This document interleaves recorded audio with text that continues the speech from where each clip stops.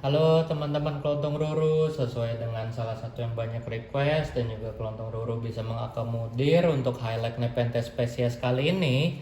Kelontong Ruru akan bahas sejarah dan juga perawatan untuk Nepenthes truncata.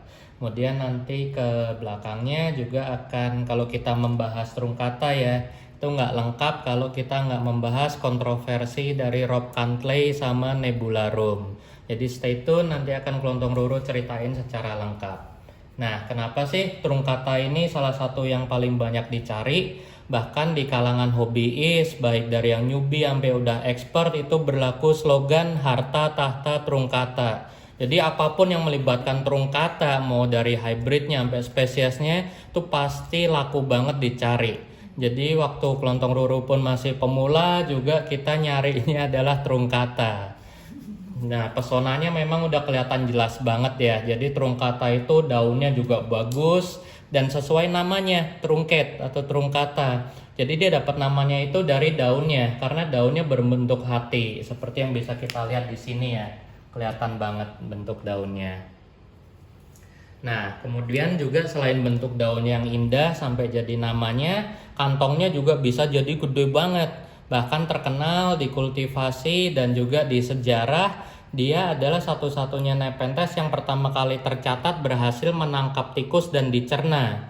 Dan ini juga berlaku untuk hybridnya. Jadi sifat dari karakter truncata ini biasanya menurunkan genetik ukuran besarnya untuk hybridnya. Jadi hybrid-hybrid nepe yang mengandung darah truncata itu di kalangan hobiis juga terkenal suka nangkep tikus dan dicerna, biasanya di kondisi GH yang ideal di mana cairan kantongnya juga masih murni 100%, itu tikus bisa tercerna hanya dalam waktu 3 sampai 5 hari. Kemudian juga ada kisah dari explorer Stuart Macpherson, dia juga pas naik gunung dia ngelihat tikus yang masuk ke kantong, dalam waktu seminggu dia balik lagi ke titik yang sama juga udah cuma tinggal bulunya.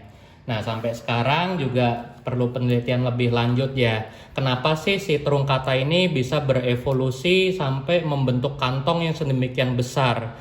Jadi membuat nggak cuma tikus, kita manusia juga tertarik mengkoleksinya. Nah, dari sejarahnya truncata ini yang pertama kali mendeskripsikan itu adalah John McFarlane. Dia adalah ahli botani dari Pennsylvania walaupun dia sebenarnya berdarah Scotland ya.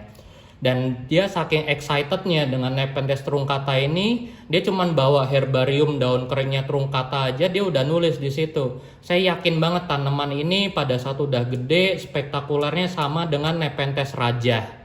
Jadi bisa kita lihat memang dari bentuk daun kering aja seorang hobiis seperti John McFarlane yang namanya diabadikan juga untuk Nepenthes McFarlanei, dia sampai terpesona banget ya dengan truncata ini.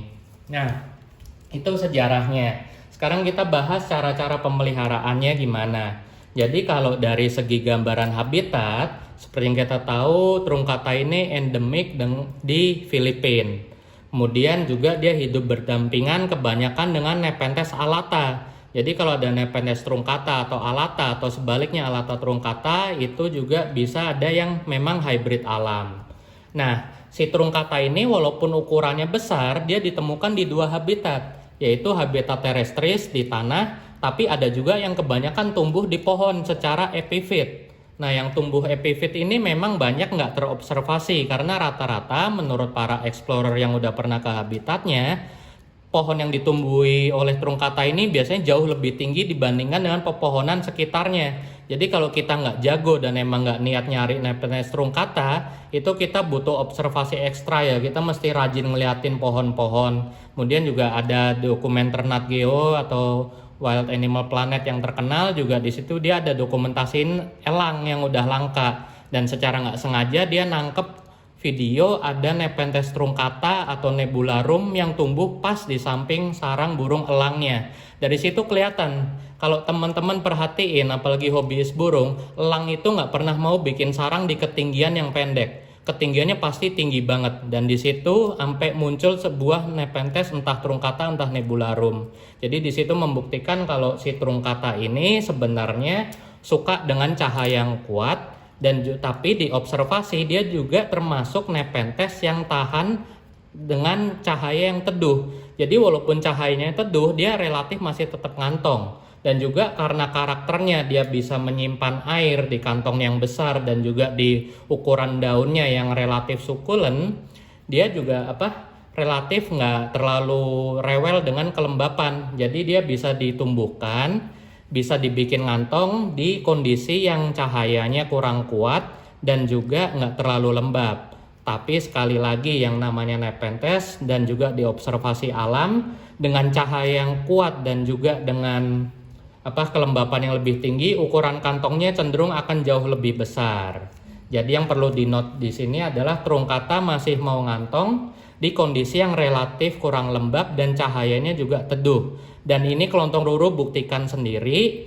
Kalau teman-teman pernah ke Singapura, sempatkanlah ke Garden by the Bay dan kalian kunjungi bagian area karnivoranya. Di situ pas Kelontong Ruru main ke sana, Kelontong Ruru lihat sendiri. Pas di lantai bawah yang kita belum naik ke atas yang khusus tanaman karnivora, teman-teman longok-longok deh di area bawah liftnya. Itu ada Nepenthes truncata nyelip di antara pepohonan besar. Di situ truncatanya relatif nggak dapet cahaya dan dia tetap ngantong. Kantongnya juga kecil, paling seukuran 1 jengkal gini lah. Nah di situ Kelontong Ruru berasumsi memang betul sesuai observasi si truncata ini relatif masih mau ngantong di pencahayaan yang teduh. Untuk suhunya? Nah untuk suhu seperti pembahasan sebelumnya ya, Truncata ini juga terkenal penyebarannya rata, lowland sampai ke highland. Nah jadi banyak yang mengasumsikan Truncata ini juga kuat lowland, tapi sebenarnya ini mirip kasusnya dengan Nortiana. Jadi penyebarannya itu si Nortiana sama Truncata mirip dari lowland sampai highland. Nah kalau si Truncata dulunya itu ada di lowland. Tapi sekali lagi yang namanya lowland makin rendah ketinggiannya makin sering tersentuh manusia. Dan karena Truncata ini paling diminati, jadi di lowland itu udah punah. Makanya Truncata ini udah termasuk jenis yang endangered di CITES-nya. Nah kemudian juga dari segi pengamatan makin tinggi ketinggiannya itu juga relatif kantongnya jauh lebih bagus dan lebih berwarna cerah peristomnya. Jadi sebenarnya dia kuat lowland, apalagi dia juga karakternya badak ya, bandel. Jadi asal teman-teman, kunci utamanya dalam memelihara Truncata adalah media yang poros sekali. Karena berbasis dari pengamatan alam, dia hidupnya mostly di epiphyte. Dan seperti yang kita tahu, karakter hutan Filipina itu banyakkan tanahnya tanah ultramafik ya. Seperti di sini, contohnya ini adalah Grex terakhir Truncata dari EP yaitu Truncata squat, dapat seedling dari shipment terakhir kemarin. Medianya langsung Kelontong Ruru pakai dengan media bebatuan seperti ini. Dari pengalaman teman-teman Kelontong Ruru juga banyak kan kalau piara Truncata dengan medianya full sphagnum dan outdoor itu cenderung hasilnya jelek. Jadi untuk Truncata kita sebisa mungkin kuncinya adalah medianya poros banget. Kalau teman-teman mau pakai sphagnum atau perlite juga nggak apa-apa, tapi banyakin perlite-nya dan atur penyiramannya. Dan Truncata ini dari pengalaman Kelontong Ruru sangat kuat kering. Kelontong Ruru pernah lupa nyiram sampai seminggu, medianya udah kering kerontang, dan dia juga masih hidup hahaha aja, nggak terlihat tanda-tanda stres. Dan ini juga berlaku untuk hybridnya Truncata. Di sini juga hybrid Truncata relatif kalau pas kena stres, lupa nyiram dan lainnya itu masih hidup ya. Jadi relatif tahan kering. Juga untuk seedling kami saranin medianya poros, yang gede juga sama. Bisa kita lihat ini adalah Nepenthes Truncata Giant dari EP juga. Kelihatan dari batang dan pangkal akarnya ya. Ini udah lama banget umurnya, udah sekitar 6-7 tahun.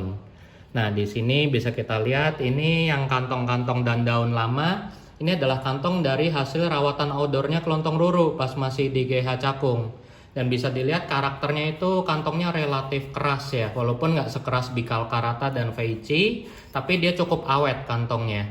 Kemudian ini adalah keindahannya Truncata, sesuai namanya daunnya trunket, berbentuk hati. Dan seperti yang udah Kelontong Ruru cerita tadi, karena Kelontong Ruru baru pindah GH ke Kelapa Gading dan juga selama proses pembangunan GH-nya itu juga tanamannya transit di kamar sebelah di mana dia nggak dapat cahaya sama sekali, nggak dapat AC, nggak disiram, pokoknya udah terabaikan deh. Jadi banyak yang stres. Nah, Truncata ini bisa kita lihat nih. Ini kan daun dan kantong lama. dia nggak terlihat terlalu stres, padahal dia transit selama seminggu full, tanpa cahaya, tanpa disiram, dan tanpa misting. Dan pas pindah ke GH baru, dia relatif masih lanjut mau ngantong. Bisa kelihatan walaupun ukurannya belum optimal ya, karena dia baru sekitar 2 minggu di GH yang baru, dan kelihatan ini masih mau ngantong. Dan ini adalah jenis terung kata yang sama dengan yang pernah dibuat konten repotting oleh Kelontong Ruru. Dan kelihatan nih di sini. Dia sampai ngebuat akar angin tuh. Dan akarnya ini masih hidup ya, walaupun dia terekspos banget. Ini membuktikan dia memang udah berevolusi untuk hidup epifit dan memang kuat kering. Nah, kemudian karakter terung kata itu juga yang menarik dari hipotesa para ahli. Kenapa sih dia membuat ukuran kantong sedemikian gede? Jadi karena dia hidup epifit dan juga di sana rawan kebakaran hutan, mirip dengan Nortiana dan Mapulu. Jadi dia banyak mengandalkan simpanan air di kantongnya untuk bertahan hidup. Kemudian juga terung kata ini nasibnya mirip dengan Clipeata ya, 11-12. Jadi karena bentuknya, walaupun bentuknya mirip kayak Clipeata, daunnya sama-sama berbentuk hati, nasibnya juga sama tragisnya. Kalau kalian ke pinggiran Bukit Kelam di kota Kalimantan, itu banyak Clipeata yang mengenaskan lah nasibnya, dijual sebagai barang pocingan. Kalau kalian ke Filipina seperti Mindanao juga banyak terung kata itu dijual dengan kondisi-kondisi mengenaskan di pinggir jalan. Dan kemudian juga seperti Clipeata, mereka diasumsikan tumbuh di lowland. Dan untuk terung kata ini jauh lebih bandel sebenarnya dari Clipeata. Kalau Clipeata itu butuh lembab lebih tinggi. Tapi untuk terung kata itu yang penting medianya poros dan kita jangan gatel nyirem. Karakternya mirip seperti Feici dia. Lebih suka kering dibandingkan terlalu basah atau becek banget. Bahkan daunnya pun juga mirip dengan Feici ya. Agak-agak trunket seperti itu. Nah, juga ada asumsi menarik lagi. Kenapa sih si terung kata bisa sampai kantongnya berukuran besar? Beberapa ahli atau pengamat nepe itu berasumsi. Jadi kalau teman-teman perhatiin ya, salah satu kekurangan utama dari terung kata itu pertumbuhannya lelet banget. Apalagi kalau dari seedling seperti ini. Nah, untuk mencapai kondisi segini aja ini relatif umurnya lama, 7 tahun. Kalau teman-teman piara nepe lain seperti Globos atau Mirabilis, 7 tahun itu udah jadi 7 turunan nepenya. Nah, jadi karena pertumbuhannya lelet, dia adalah hasil dari kompensasi. Jadi dia banyak metabolisme untuk mensustain ukurannya yang besar. Jadi dengan ukuran daunnya yang besar, ukuran kantongnya yang besar, jadi dia metabolismenya relatif lebih lambat. Ya samalah kalau kita memenuhi pemesanan pabrik dalam skala besar sama dalam skala kecil. Kalau dalam skala besar kita pasti butuh waktu yang lebih lama kan. Sama seperti ibu mengandung lah. Namanya satu ibu ya mengandung selama 9 bulan. Nggak bisa kita 9 ibu kita suruh ngandung satu bayi hanya dalam 1 bulan untuk mempersingkat waktu. Jadi dia membuat ukurannya jadi besar itu untuk mengkompensasi pertumbuhan yang lambat. Jadi dia membutuhkan pasokan nutrisi yang stabil sama cukup. Jadi dengan kantong yang besar dia bisa mendapat pasokan makanan yang cukup. Dan di sini kelihatan kenapa dia butuh mendeposit makanan dalam jumlah besar dari karakter kantongnya yang awet dan kuat seperti ini. Ini kantong lama di cakung udah 4 bulan lebih, masih relatif bagus ya, cuman peristom yang kering. Jadi nepe-nepe dengan karakter kantong keras seperti ini berarti mereka memang sudah berevolusi untuk mendepositkan banyak bangkai serangga di kantongnya. Jadi nggak cepet busuk dan relatif kantongnya itu awet sebagai sumber makanan. Kemudian juga ada teori yang berpendapat bahwa dengan ukuran yang besar mereka membutuhkan kandungan bone meal atau nitrogen atau fosfor dan potasium yang jauh lebih tinggi. Makanya mereka makan tikus atau bisa makan mamalia-mamalia kecil lainnya ya, karena mereka cenderung lebih padat nutrisi. Nah, walahu alam, hanya alam yang tahu dan Tuhan kenapa terung kata bisa sampai berevolusi jadi sebesar ini. Cuman yang pasti, udah pasti ukuran kantongnya besar itu untuk mengkompensasi pertumbuhan yang lambat dan sebagai deposit air. Karena dia hidup epifit dan yang namanya tanaman epifit itu kebanyakan ada siklus keringnya, apalagi pada saat musim kemarau. Nah, sekarang kita bahas hybridnya. Jadi untuk truncata itu seperti udah di statement tadi, itu memberi genetik yang selain ukuran kantong yang besar, dia juga biasanya memberi kebandelan khas truncata. Nah, bisa kita lihat di sini truncata veici dari IP juga pas masih transit kemarin dia stres banget ya. Kelihatan daunnya langsung kisut. Tapi dia tetap tumbuh dan nggak terlihat tanda-tanda stres lain. Kemudian juga karakter khas dari hybrid truncata itu dari pengalaman kelontong Ruru juga gampang banget disetek. Bisa kita lihat di sini ini adalah Nepenthes maxima truncata hasil setekan. Berhasil dan juga ini adalah korban eksperimen kegatelan saya ya untuk eksperimen hormon-hormon. Makanya pertumbuhannya lelet banget, kantongnya juga agak aneh. Ini kelebihan hormon. Tapi kalau nepe lain dari pengalaman saya, mereka jujur banget, kelebihan hormon dikit, salah dikit udah langsung mati bablas. Ini masih tetap hahaha aja walaupun pertumbuhannya cacat. Kemudian juga ini contoh Alata truncata juga. Ini hasil setekan. Kelihatan? Dari pengalaman kelontong Ruru 100% biasanya setekan hybrid truncata berhasil. Dan lanjut ngantong. Kemudian juga karakter khas dari truncata dan hybridnya biasanya itu relatif nggak stres seperti tanaman-tanaman epifit kayak anggrek atau anthurium ya, kalau kita repotting gitu-gitu biasanya tetap lanjut tumbuh biasanya. Ini dari pengalaman kelontong Ruru ya. Ini juga nebularum. Nah ini juga Sibuyanensis truncata, masih saudara nih, sama-sama Filipina. Ini juga salah satu kebandelan dari hybrid truncata. Jadi hybrid ini dikasih sama temannya kelontong Ruru, dikasih loh ya. Kenapa? Karena dia orangnya agak elitis banget, dia nggak mau piara tanaman yang kelihatan jelek. Jadi pas dia dapat tanamannya tuh kena fungi, kena jamur. Kelihatan ada bekasnya, tapi kelontong Ruru sembuhin. Tuh kelihatan banget sampai ada burnnya ya karena kena fungisida. Di tangan kelontong Ruru langsung mau ngantong. Ini juga tendrilnya. Nah, kemudian ciri khas lain dari hybrid truncata dan truncata sendiri sebagai info trivial berhubungan dengan hama juga, teman-teman nggak usah khawatir. Ini adalah contohnya ya. Jadi truncata itu belakangan dipopulerkan oleh Redleaf Exotic, istilahnya itu udem. Jadi dia ciri khas dari tanaman-tanaman yang daunnya cenderung sukulen seperti truncata, veici, dan clypeata. Itu kalau kebanyakan air kita terlalu sering nyiram, tanamannya akan udem, keluar bintik-bintik merah. Seperti ini juga contohnya. Nah, jadi seperti saran utama tadi, medianya kita poros dan kita biarkan di sisi media yang cenderung lebih kering. Kelembapannya sekitar 60% kayak gini aja, ini udah cukup kelembapan media ya, bukan kelembapan udara. Nah, kemudian setelah cara pemeliharaan, jadi sebenarnya truncata ini secara kesimpulannya relatif mudah dan cocok untuk pemula. Yang penting medianya poros, kemudian juga cahayanya bagus, dan juga suhunya nggak terlalu panas, dan jangan gatel nyirem. Cuman memang kendala utamanya adalah masalah harga ya.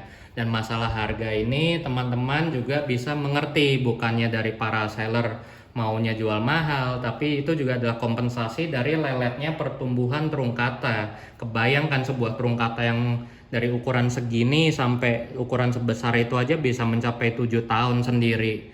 Jadi butuh biaya dan tenaga yang banyak dikeluarkan. Sebenarnya kalau teman-teman mau dapat murah, itu juga truncata banyak yang cabutan. Tapi sekali lagi, kita harus mendukung kelestarian tanaman. Dan juga kalau truncata cabutan, teman-teman bayangin aja, sebuah truncata itu dicabut aja udah stres. Kemudian ditambah dengan pengiriman beda negara dari Filipina ke Indonesia. Belum di Indonesia juga handlingnya belum tentu bagus. Jadi resiko matinya jauh lebih tinggi kalau cabutan. Nah, setelah cerita tentang truncata selesai, saya akan menceritakan tentang, pasti teman-teman banyak yang tertarik juga. Kalau teman-teman pernah tahu, itu ada Rob Cantley dan Nebularum. Nah, ini sejarahnya menarik banget untuk diikutin. Dan ini berkaitan dengan distribusi penyebaran truncata tadi. Jadi, oh ya, saya mau nambahin satu hal terakhir. Truncata ini lokalitinya juga berpengaruh, lokaliti ketinggiannya. Ada truncata yang lowland, intermediate, dan highland. Dan biasanya truncata yang highland itu adalah yang terkenal truncata redleaf ya, atau truncata yang kantongnya cenderung gelap, truncata black. Nah, itu biasanya cenderung lebih highland dan minta suhunya jauh lebih dingin. Dan biasanya kalau truncata yang dari habitat highland tersebut, pada saat kita repot dan kita reportnya di kondisi lowland juga cenderung jauh lebih stres. Jadi lebih rewel. Jadi kita juga mesti tahu kalau beli atau dapat truncata yang nggak jelas asal-usulnya, kita mesti tahu dia dari highland apa enggak.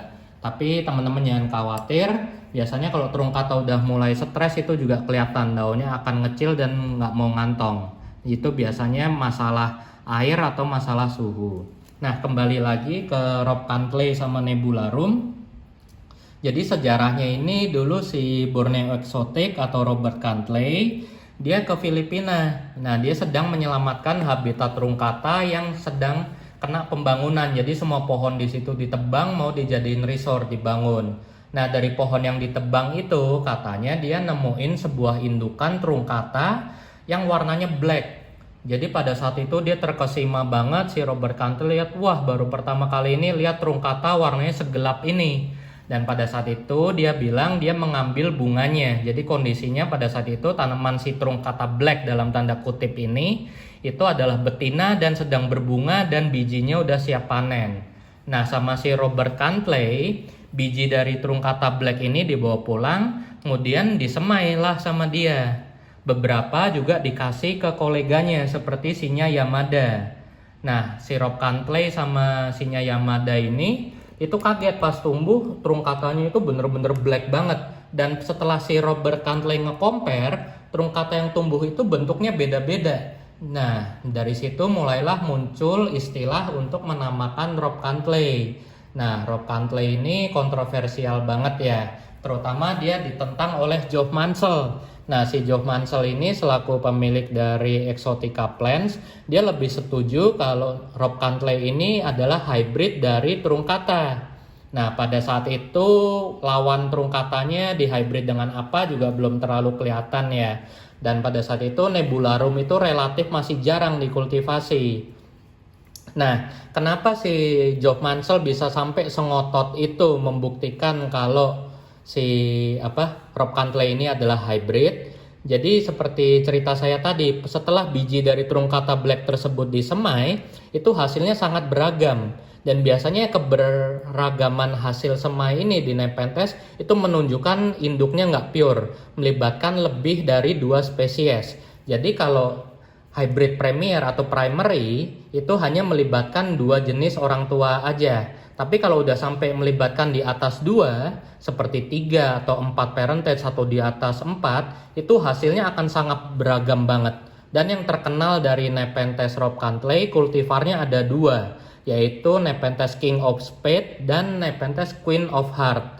Jadi itu dilihat dari bentuk peristomnya ya, mewah banget kalau yang kultivar Rob Cantley King of Spades sama Queen of Hearts. Nah, jadi setelah ya mungkin juga ada masalah bisnis ya, rivalitas bisnis juga. Jadi si Geoff Mansell ini dia berusaha terus membuktikan kalau Rob Cantley ini memang hybrid. Nah, setelah bertahun-tahun dan kemarin akhirnya dirilis jurnalnya, walaupun banyak ahli yang menganggap ini kurang tepat, tapi sebenarnya nggak salah juga. Jadi untuk mendeskripsikan sebuah nepe itu kita harus melihat bentuknya dari alam. Jadi kita deskripsinya harus nyatet dari alam. Kita nggak boleh nyatet dari kultivasi, dari greenhouse atau dari piaraan orang. Nah, karena spesimen awal dari Rob Cantley yang disebut dengan truncata black ini udah nggak jelas, jadilah nggak bisa kita teliti di alam. Jadi hasil jurnalnya sebenarnya abu-abu ya. Kita mau neliti di alam juga salah. Kita mau neliti di GH juga secara legal dari deskripsi juga nggak bisa. Nah, cuman oleh si Geoff Mansell ini berhasil dibuktikan karena dia udah megang sendiri spesimen dari Nebularum yang udah banyak tersedia. Nah, jadi setelah jurnalnya teman-teman bisa cek. Kalau teman-teman search aja keywordsnya Nepenthes Nebularum description gitu, biasanya udah keluar kalau tertarik baca. Nah, di situ kenapa saya juga pro sebenarnya kalau Nepenthes Rob Cantley ini adalah hybrid. Yang pertama adalah karena dia hasil hybridnya itu sangat beragam. Kemudian juga Rob Cantley kalau kita jadiin indukan, kita silang dengan nepe lain, hasilnya pun juga relatif nggak beragam dan Rob Cantley-nya nggak dominan. Ini mencerminkan atau sebagai bukti kalau Rob Cantley itu adalah kompleks hybrid. Jadi sesuai dengan dugaan dari Geoff Mansell, Rob Cantley itu adalah hybrid dari Truncata dan Nebularum, dan banyak ahli lain percaya bahwa masih ada parentage lain. Jadi nggak cuman Truncata dan Nebularum aja orang tuanya si Rob Cantley ini, cuman bisa diduga mungkin udah punah atau mungkin nggak ketemu ya hybridnya waktu itu di situ apa. Dan karena ini masalahnya berujung konflik, si Robert pun juga berhati-hati dalam membuka habitat aslinya, tempat dia dapat itu dari mana. Ini kisahnya menarik banget kalau teman-teman dulu follow forum-forum luar, mereka sampai debat terbuka si Robert dan Geoff Mansell di situ. Nah, kita juga harus netral ya, nggak sebenarnya gimana apa yang terjadi juga nggak ada yang tahu, tapi kita lihat secara saintifik aja.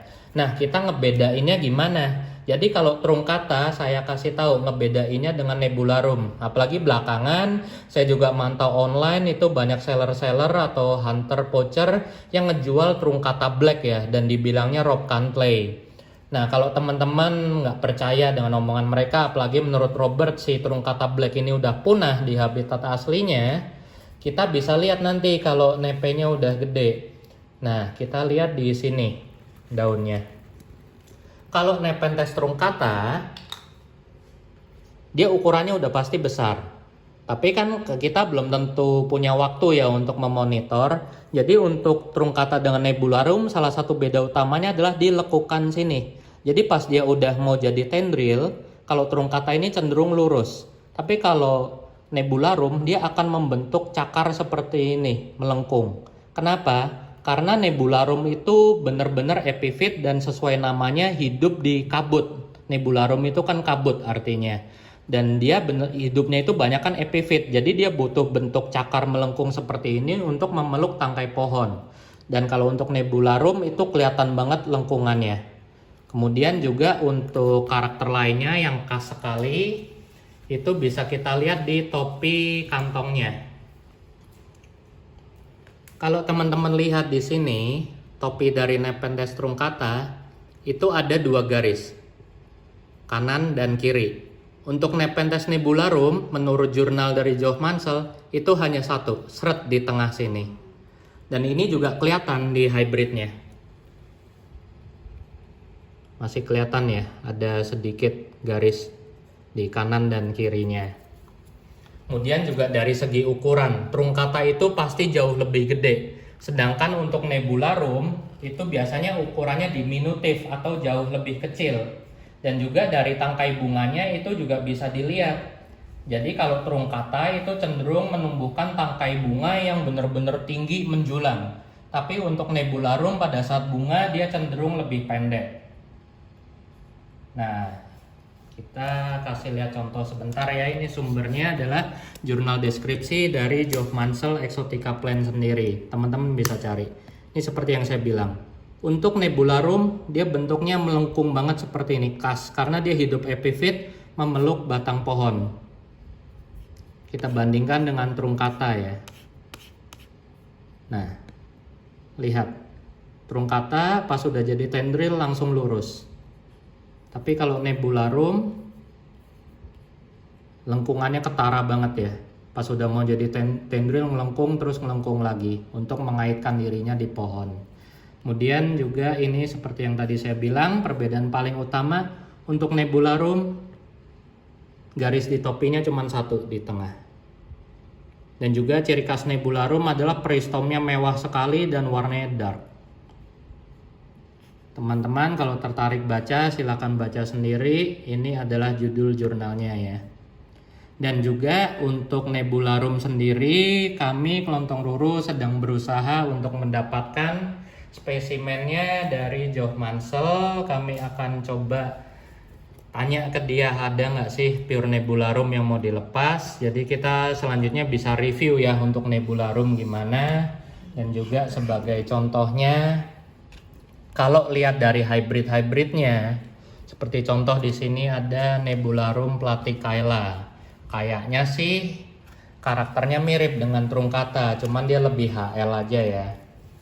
Dan juga butuh kelembapan yang jauh lebih tinggi. Dan kita bisa lihat ini adalah Nebularum platykaila, dan karakter Nebularum cukup dominan. Lengkungan khas Nebularumnya ada. Padahal platykaila dia cukup dominan juga ya sebagai hybrid. Dan Nebularum itu relatif jauh lebih berbulu, kelihatan di sini. Bulu daunnya kelihatan sampai pirang merah seperti ini. Dan juga pada saat ujung tendrilnya masih belum jadi kantong, Nebularum akan jauh lebih berbulu. Bulunya pirang emas dibandingkan dengan truncata. Oke, sekian teman-teman. Semoga info seputar truncata, Rockcantley, dan Nebularum ini membantu ya.